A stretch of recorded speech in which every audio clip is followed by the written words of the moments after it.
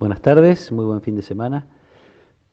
Seguimos leyendo el capítulo 13 de San Mateo, este capítulo que nos trae algunas parábolas de Jesús acerca del reino. Y el pasaje de hoy dice así: Jesús propuso a la gente esta parábola. El reino de los cielos se parece a un hombre que sembró buena semilla en su campo, pero mientras todos dormían vino su enemigo, sembró cizaña en medio del trigo y se fue. Cuando creció el trigo y aparecieron las espigas, también apareció la cizaña. Los peones fueron a ver entonces al propietario y le dijeron: Señor, ¿no habías sembrado buena semilla en tu campo? ¿Cómo es que ahora hay cizaña en él? Él les respondió: Esto lo ha hecho algún enemigo. Los peones replicaron: ¿Quieres que vayamos a arrancarla? No, les dijo el dueño, porque al arrancar la cizaña corren el peligro de arrancar también el trigo. Dejen que crezcan juntos hasta la cosecha, y entonces diré a los cosechadores: arranquen primero la cizaña y átenla en manojos para quemarla, y luego recojan el trigo en mi granero. Palabra del Señor. Muchos contrastes en esta parábola. Hay un hombre, un propietario, y hay un enemigo. Hay una buena semilla que es la del trigo del propietario, y está la cizaña sembrada por el enemigo. Está la siembra presente y la cosecha en el futuro, y está ese final tan fuerte entre el granero del propietario para el trigo y el fuego para la cizaña quemada. Pero probablemente la más fuerte de estas oposiciones, o el más fuerte de los contrastes, sea el de la impaciencia de los peones y la paciencia del propietario. En cuanto ven que hay cizaña, ya quieren arrancarla. Parece bastante lógico.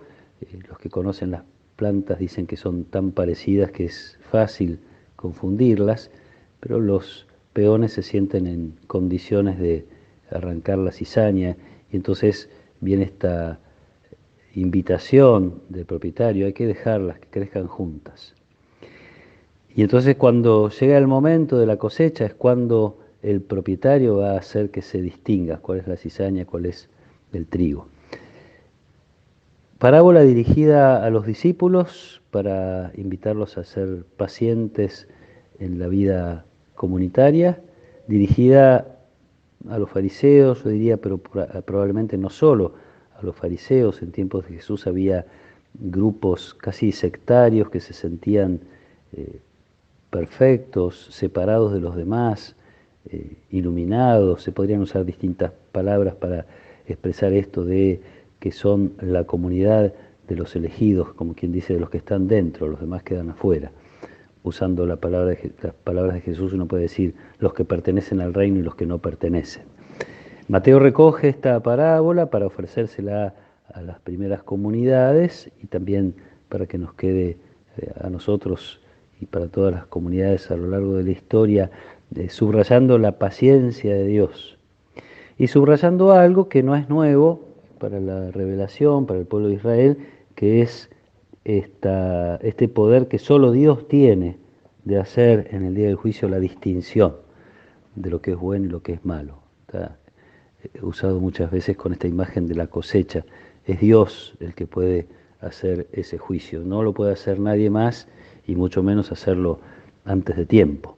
Una invitación a ser pacientes con las personas que forman parte de la comunidad, a no sentirnos en condiciones de señalar quiénes están más dentro o menos dentro del reino y de las cosas de Dios, a ejercer esta paciencia también con una certeza que no podemos negar, que es que esta mezcla de trigo y cizaña, esta mezcla de bien y de mal, esta mezcla de gracia y pecado está también en el corazón de cada uno de nosotros. Entonces el gran desafío para los discípulos es trabajar en la propia conversión, en el reconocimiento de esta mezcla que llevamos dentro, en volver a hacernos discípulos de aquel que se mezclaba con publicanos y pecadores, como quien dice, no les tenía miedo, ni tampoco expresaba superioridad sobre ellos, sino más bien la preocupación por su cambio, por su crecimiento, con un poder que también solo Dios tiene, y que es el que a veces olvidamos tener presente, que es que Dios puede transformar la cizaña en trigo. Entonces, no solo no estoy en condiciones de hacer un juicio sobre ninguna persona, sino que no es el momento de hacerlo. El juicio lo va a hacer Dios cuando sea el momento oportuno. Esto nos da mucha serenidad porque, digo, reconocemos también la cizaña que está en el corazón de cada uno de nosotros, la paciencia de Dios, la oportunidad que nos da de mirar, y voy a usar una expresión que es un poquito fuerte, pero es de Jesús y es del Evangelio, mirar no tanto la paja en el ojo ajeno, sino la viga en el propio, y reconociendo nuestros propios pecados, nuestras propias limitaciones que nos fortalecen en esta conciencia de no estar en condiciones de juzgar a otros.